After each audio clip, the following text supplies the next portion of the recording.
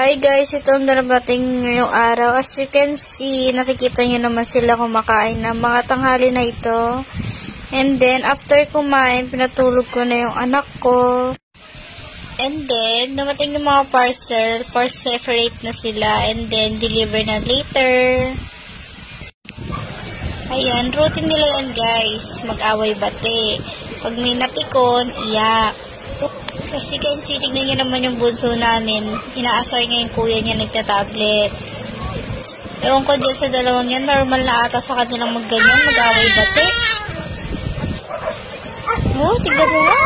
Kapakakulit nilang dalawa, nanggigigil ako. Ayan pala si Dior, 1 year old na siya.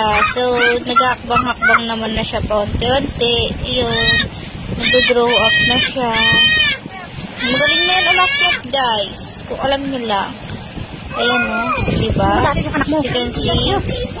Anak mo, hay-hay pa siya. Hay-hay pa siya sa akin. Ang kulit niya. Kasi tuwang-tuwa sa mga kalokohan niya. Parang kailan lang. Baby pa siya. Tapos ngayon, sobrang likot na kung saan na umakyat. And then, dito na muna po matatapos ang ating mini vlog. Thank you for watching guys. Love you all.